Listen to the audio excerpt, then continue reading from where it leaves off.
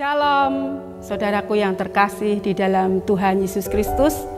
Kesempatan yang indah pada sore hari ini, kita boleh diperkenankan Tuhan untuk bersama-sama belajar kebenaran firman Tuhan. Tema yang sangat luar biasa akan memberkati kita sore ini, yaitu peperangan rohani. Saudaraku, sebelum kita lebih jauh menggumuli kebenaran firman Tuhan, mari kita berdoa mohon hikmat dari Tuhan. Mari kita berdoa.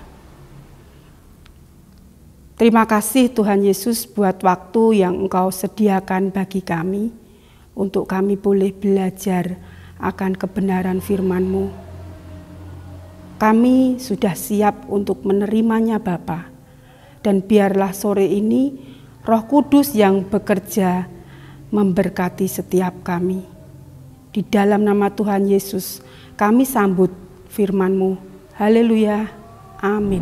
Kebenaran firman Tuhan yang akan kita gumuli bersama-sama sore ini terambil dari kitab Roma. Kitab Roma pasal yang ke-8, ayatnya yang ke-6 sampai ayat yang ke-11. Demikianlah firman Tuhan.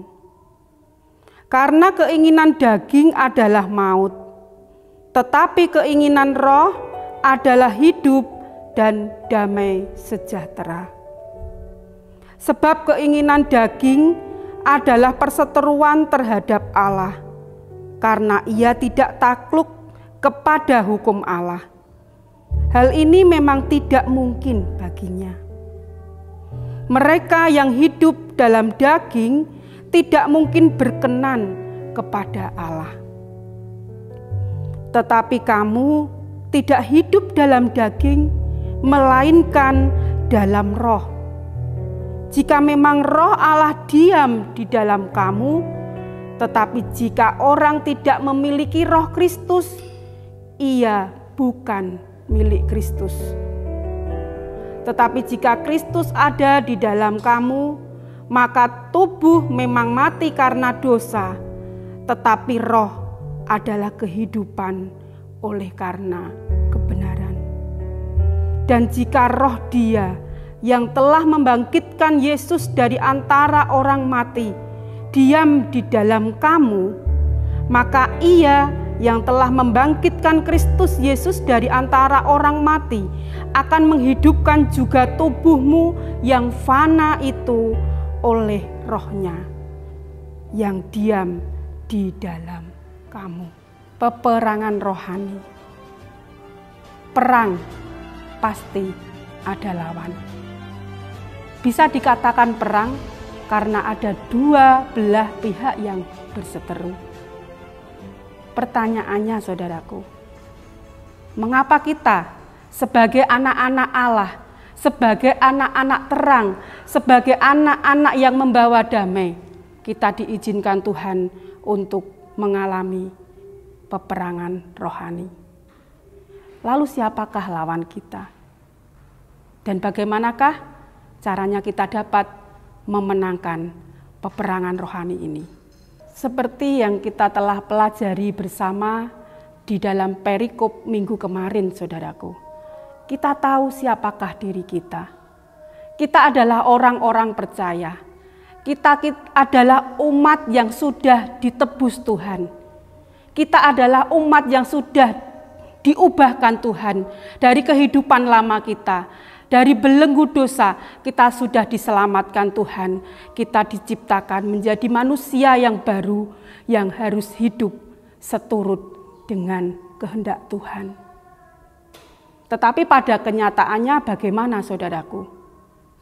Kita masih hidup di dunia dengan berbagai macam godaan, tantangan yang ada.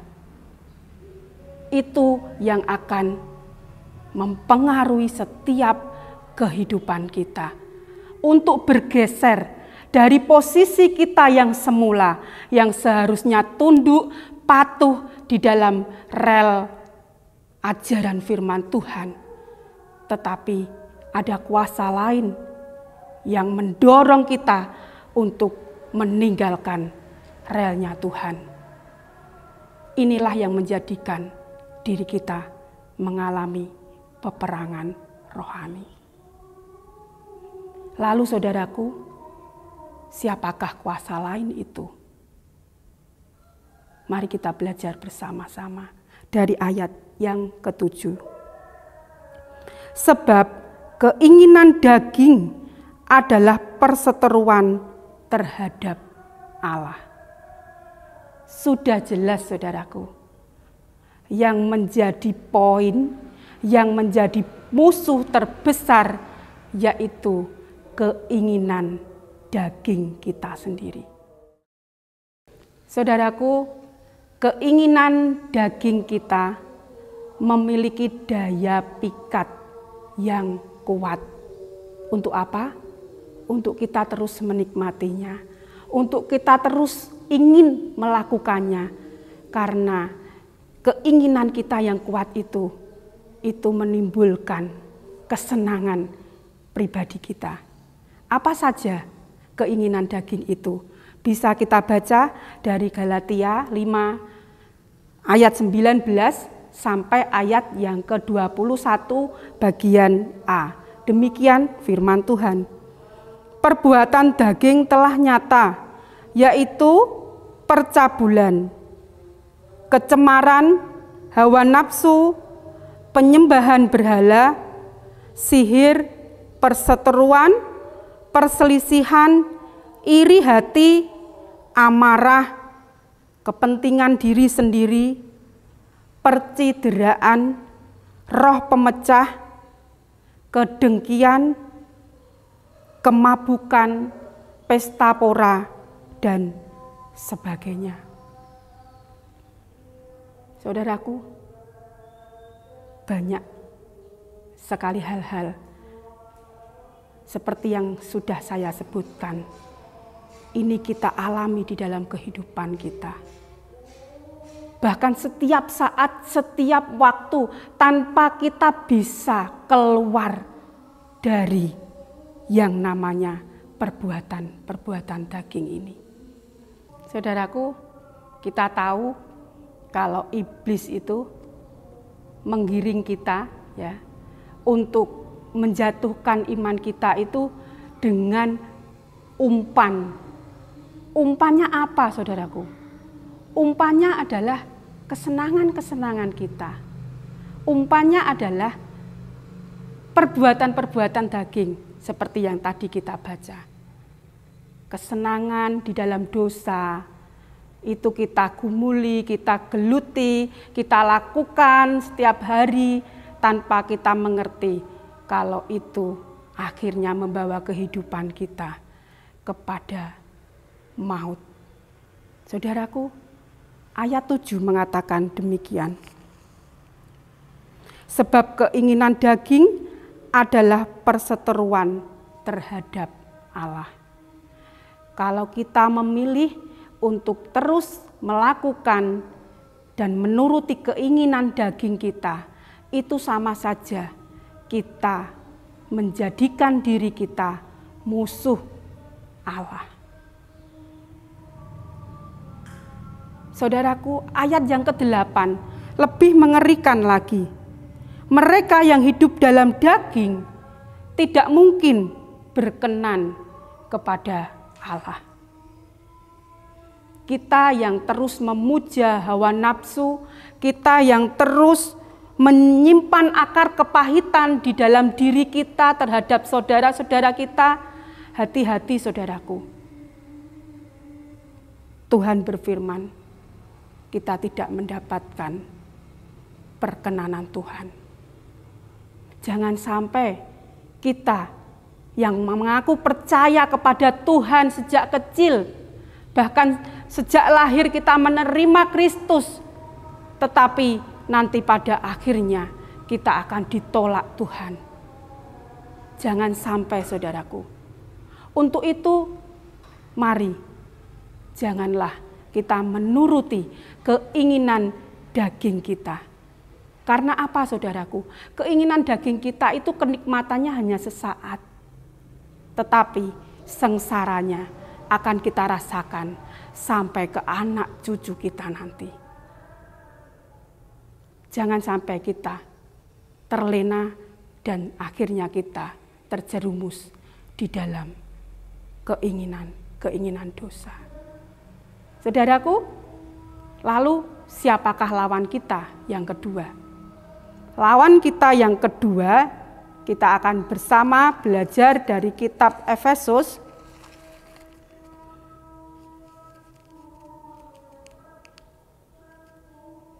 pasal yang ke-6 ayat yang ke-12.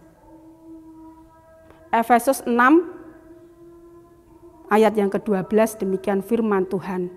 Karena perjuangan kita bukanlah melawan darah dan daging, tetapi melawan pemerintah-pemerintah, melawan penguasa-penguasa, melawan penghulu-penghulu dunia yang gelap ini, melawan roh-roh jahat di udara. Di sini jelas dikatakan kalau lawan kita itu tidak kelihatan, saudaraku. Karena di sini dikatakan perlawanan perjuangan kita itu bukan melawan darah dan daging. Artinya penguasa-penguasa di udara itulah yang menjadi musuh kita. Di samping musuh pertama, diri kita sendiri, musuh kedua, roh-roh dan penguasa kegelapan di sekitar kita. Kalau kita boleh mengoreksi, ya, roh-roh apa saja yang ada di dalam sekitar kita itu banyak sekali, saudaraku. Roh-roh teritorial, turunan dari nenek moyang kita, itu banyak menguasai di daerah kita. Roh perdukunan, roh perzinahan, roh kedengkian itu menguasai tidak hanya di daerah ini, tetapi orang-orang percaya menjadi sasaran empuk dari roh-roh kegelapan ini. Kita seperti domba di tengah serigala, saudaraku. Kita lemah, mereka mengerti kelemahan kita. Mereka mengerti apa yang menjadi kekurangan kita. Dan setiap saat, setiap waktu, mereka siap untuk menerkam kita. Apakah kita mau tetap santai-santai saja? Kalau kita tidak mau melawan mereka, mereka pun akan segera memangsa kita, menjadikan santapan empuk bagi mereka. Saudaraku, kita harus lawan mereka. Jangan sampai kita dikalahkan oleh mereka dan kita menjadi pengikut-pengikut kuasa-kuasa kegelapan. Pada sore hari ini kita akan belajar mengerti kunci rahasia di mana Tuhan memberikan kemenangan kepada kita untuk melawan kuasa kegelapan, untuk mengalahkan keinginan-keinginan daging kita. Caranya apa, saudaraku? Caranya kita baca di ayat yang ke-9.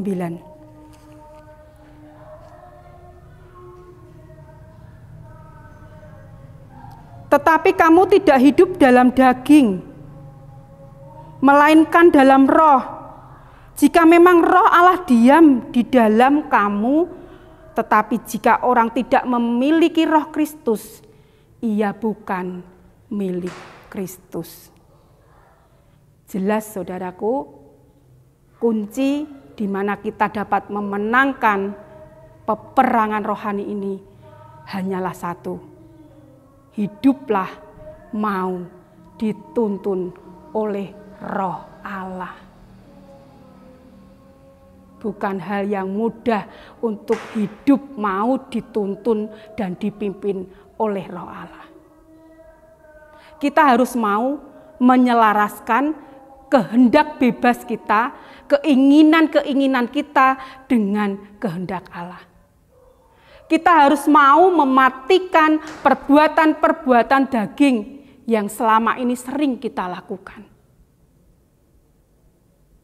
Walau ini berat saudaraku, tetapi kita harus mau melakukannya.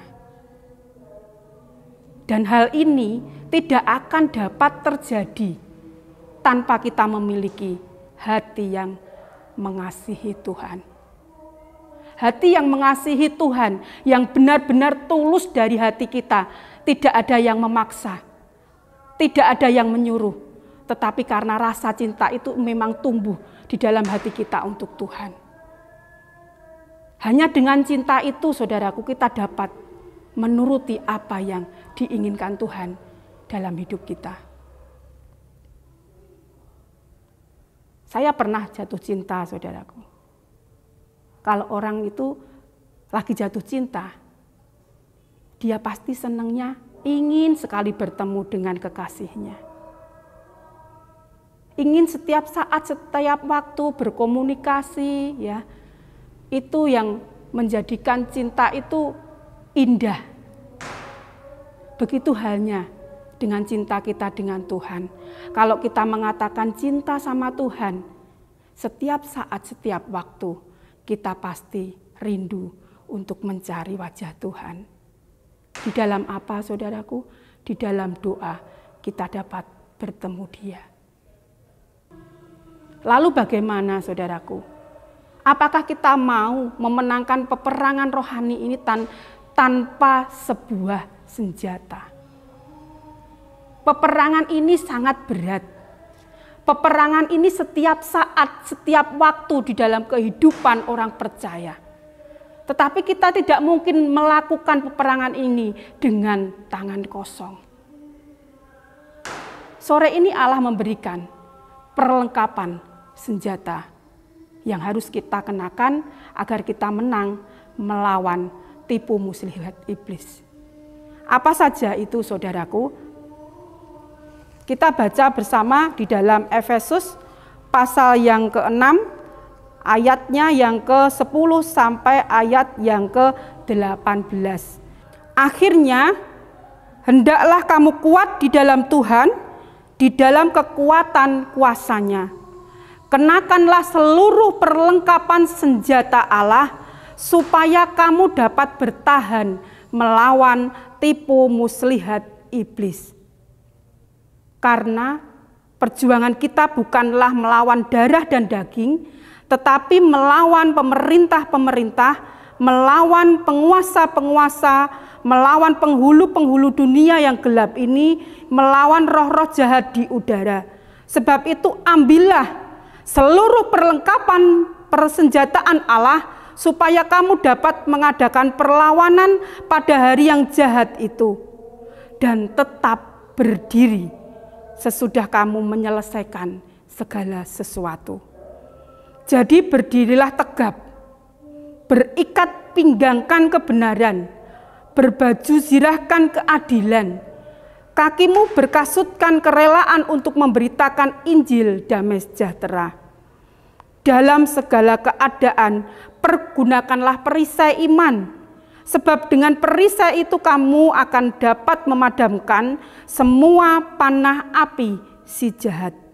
Dan terimalah ketopong keselamatan dan pedang roh, yaitu firman Allah. Dalam segala doa dan permohonan, berdoalah setiap waktu di dalam roh, dan berjaga-jagalah di dalam doamu itu dengan permohonan yang tak putus-putusnya untuk segala orang kudus. Saudaraku, di sini sudah jelas dikatakan kita harus mengenakan perlengkapan senjata dari Allah. Agar apa? Agar kita dapat memenangkan peperangan rohani ini. Senjata yang pertama yaitu berikat pinggangkan kebenaran. Di dalam diri kita, di dalam tubuh kita, kita harus memakai ikat pinggang kebenaran. Orang kalau tidak memakai ikat pinggang, saudaraku, itu pakaiannya bisa melorot atau bisa terkoyakkan. Tetapi seseorang itu kalau sudah pakai ikat pinggang, rapi, berjalannya pasti tegap, saudaraku. Nah, itulah yang diinginkan Tuhan untuk kita sore ini. Kita harus tegap, kita harus percaya bahwa kebenaran firman Tuhan itu ya dan amin. Kebenaran itu ikat pinggang kita. Firman Tuhan itulah yang telah menyelamatkan kita dan membuat kita semakin kokoh dan kuat di dalam kita melayani Tuhan. Senjata yang kedua yaitu baju zirah. Di sini dikatakan baju zirah kita adalah keadilan. Kita tahu baju zirah itu, saudaraku, itu dipersiapkan ya, dibuat dari baja besi ya, itu dipakai untuk melindungi organ-organ dalam kita, organ-organ penting kita ya, seperti jantung, hati, paru-paru dan lain sebagainya. Itu harus ditutup dengan yang namanya baju perang, baju zirah. Kenapa? Karena itu adalah hal-hal yang urgent ya, organ ya, harus kita jaga sebaik mungkin dengan keadilan Allah ya. Keadilan Allah. Allah itu adil di dalam segala sesuatu.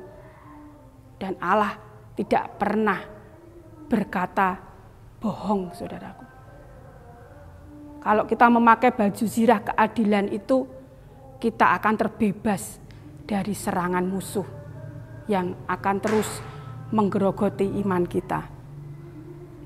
Yang ketiga, kita harus mengenakan kasut ya.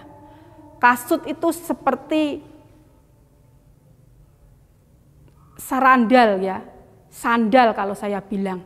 Itu kasut kita adalah kerelaan untuk mengabarkan Injil. Tanpa hati yang rela untuk mengabarkan Injil, kita tidak akan berkenan kepada Tuhan, saudaraku. Ini artinya apa? Kita harus memakai kasut kerelaan mengabarkan Injil, artinya setiap saat, setiap waktu kaki kita berpijak, itulah lahan, itulah tempat di mana kita harus mengabarkan Injil. Caranya bagaimana, saudaraku? Haruskah kita membawa Alkitab ini kemana-mana kita pergi? Tidak usah. Caranya cukup kita melakukan pemberitaan Injil itu melalui tingkah laku kita, melalui ucapan kita, melalui perbuatan kita yang baik, dan itu akan memuliakan Bapa di surga. Itu senjata kita yang ketiga, saudaraku, yaitu berkasutkan kerelaan untuk mengabarkan Injil. Selanjutnya, yang keempat adalah pergunakanlah perisai iman. Perisai, kalau saya boleh bilang tameng ya, tameng kita adalah iman. Iman kepada siapa? Iman kepada Tuhan Yesus Kristus. Di sini saya memiliki satu kesaksian, saudaraku. Sejak anak saya kecil, Mas Abed itu sekitar berumur 2 tahun, pekerjaan saya memang berjualan kodok, saudaraku. Setiap hari suami saya mengambil dagangan itu ke tempat pengepul atau penampung kodok itu. Orang itu memiliki sesuatu yang unik, saudaraku. Dia cerita-cerita, dia punya satu kepercayaan, ya. Di situ dia sering untuk memuja seperti keris. Dia itu hitungan hari-hari itu paham fasih banget, dan kepercayaannya itu sering dia uji coba ke orang lain. Nah, di sini saudaraku, termasuk keluarga kami, itu jadi malprakteknya orang tersebut. Suatu saat suami saya pas datang ke rumah beliau, berkunjung di situ untuk ngambil dagangan, ditanya oleh orang tersebut, "Loh Mas, kamu punya apa? Kok tak santet tidak mempan?" Seketika suami saya terkejut, saudaraku. Kami merasa tidak punya apa-apa. Terus orang ini bertanya lagi,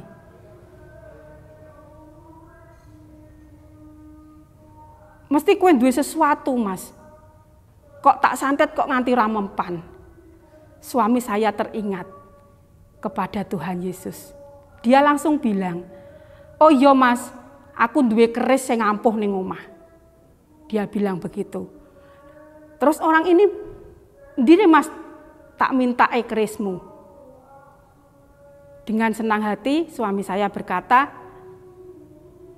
"Kristus Mas, sing tak miliki di dalam kehidupan saya." Langsung orang ini berkata demikian, saudaraku. "Loh, nek ngoten agamane jenengan Kristen?" "Ya Mas, saya menjadi pengikut Kristus sudah sejak kecil." Saudaraku, melalui kesaksian yang singkat ini, ternyata iman percaya kita kepada Tuhan Yesus itu menjadi perisai bagi kehidupan kita. Walau kita secara tidak sadar, ternyata iman percaya kita setiap saat, setiap waktu itu membentengi hidup kita dari kuasa kegelapan. Perisai iman, hanya di dalam Yesus kuasa itu sanggup dipatahkan. Saudaraku, di samping perisai iman, kita pun harus memakai pedang. Pedang kita apa, saudaraku? Pedang kita adalah firman Tuhan. Seorang prajurit, seorang tentara, pasti selalu diperlengkapi dengan pedang. Karena tidak mungkin dia melawan musuh tanpa senjata. Pedang kita adalah firman Tuhan ini, saudaraku. Inilah yang dapat membantu kita untuk melawan tipu muslihat iblis. Jadi saudaraku, kalau kita ingin menang dalam peperangan ini, setialah membaca firman Tuhan.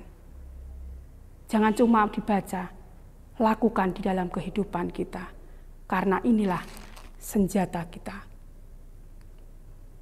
Yang tidak kalah pentingnya, kenakanlah ketopong keselamatan.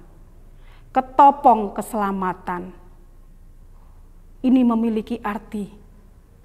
Kalau kita memakai ketopong keselamatan itu, kita sadar siapa diri kita, saudaraku. Kita tidak lagi anak-anak dari kuasa kegelapan, tetapi hidup kita telah ditebus Tuhan, kita diselamatkan Tuhan, kita diangkat Tuhan menjadi anak-anaknya. Sehingga apa yang kita lakukan pasti menuruti kehendak Allah kita, tidak menuruti kehendak kuasa kegelapan. Dan yang terakhir, senjata yang harus kita kenakan yaitu adalah doa. Dalam segala sesuatu, apa yang kita rencanakan, apa yang kita pergumulkan, apa yang kita perbuat, setiap saat, setiap waktu, mari iringi dengan doa, saudaraku. Kalau boleh saya katakan, pakai perlengkapan senjata Allah ini secara utuh, secara lengkap, jangan ditinggalkan salah satu. Karena ini akan membahayakan kehidupan kita. Kita akan kalah dan kita akan menjadi pengikut kuasa kegelapan. Mari saudaraku, setialah di dalam doa. Lakukan apa yang menjadi firman Tuhan. Dan sebagai penutup renungan pada sore hari ini, Mari, hiduplah senantiasa di dalam tuntunan Roh Kudus. Hiduplah senantiasa untuk mau dipimpin oleh Sang Roh, yaitu Kristus sendiri. Selaraskan keinginan hatimu, selaraskan keinginan-keinginanmu dengan keinginan-keinginan Allah. Salibkan perbuatan-perbuatan daging yang selama ini membelenggu kehidupanmu, dan milikilah cinta yang tulus kepada Tuhan, karena dengan cinta yang tulus itulah kita mampu melakukan perbuatan yang besar bersama dengan Allah. Jangan lupa saudaraku, kenakanlah seluruh perlengkapan senjata Allah, karena itulah kekuatan kita. Tuhan Yesus memberkati kita. Semangat, jadilah laskar Kristus yang sejati. Tuhan Yesus memberkati kita. Amin.